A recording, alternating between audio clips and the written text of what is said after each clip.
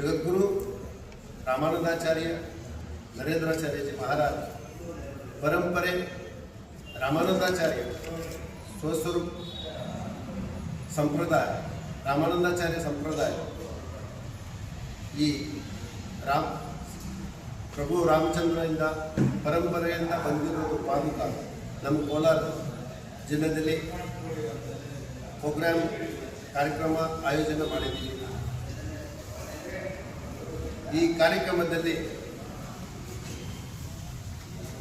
ನಮ್ಮ ಕೋಲಾರ ಭಕ್ತಾದಿಗಳಿಗೆ ವಿನಂತಿ ಇದೆ, ಎಲ್ಲರೂ ಶತಶೃಂಗ ಕಲ್ಯಾಣ ಮಂಟಪ ಈ ಕ್ಷೇತ್ರದಲ್ಲಿ ಈ ಕಲ್ಯಾಣ ಮಂಟಪದಲ್ಲಿ ಪಾದುಕ ದರ್ಶನ ಕಾರ್ಯಕ್ರಮ 4ನೇ ತಾರೀಕು ಬುಧವಾರ ಬೆಳಗ್ಗೆ 9 ಗಂಟೆಯಿಂದ ಸ್ಟಾರ್ಟ್ ಆಗುತ್ತೆ.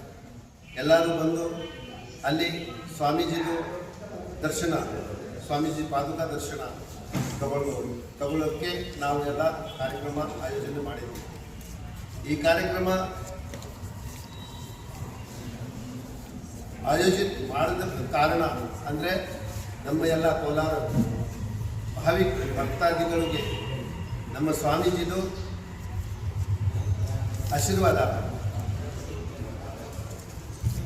ಆಗಲಿ, ಅವರು ಕುಟುಂಬದಲ್ಲಿ ಸುಖ ಶಾಂತಿ ಸಮಾಧಾನ ಪಡೆಯಲಿ ಅಂತ ನಮ್ಮ ಎಲ್ಲ ಕಾರ್ಯಕರ್ತಗಳು ಈ ಕೋಲಾರ ಡಿಸ್ಟಿಕ್ಕಲ್ಲಿ ತಾಲೂಕಲ್ಲಿನೂ ಎಲ್ಲ ತಾಲೂಕಲ್ಲಿನೂ ಪ್ರಚಾರ ಪ್ರಸಾರ ಮಾಡ್ತಾಯಿದ್ದೀವಿ. ಎಲ್ಲರೂ ಈ ಸಮಯದಲ್ಲಿ ಬಂದು ಸ್ವಾಮೀಜಿದು ಪಾದುಕದ ದರ್ಶನ ತಗೊಳ್ಬೇಕು.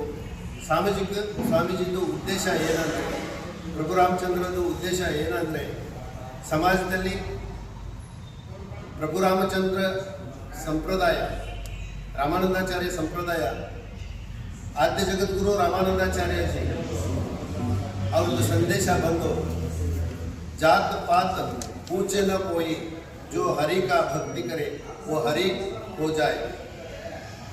ಅದು ಈ ಸಂದೇಶ ರಾಮಾನಂದಾಚಾರ್ಯಜಿ ಆದ್ಯ ರಾಮಾನಂದಾಚಾರ್ಯಜಿ ನಾವು ಎಲ್ಲ ಭಕ್ತಾದಿಗಳಿಗೆ ಕೊಟ್ಟಿದ್ದು.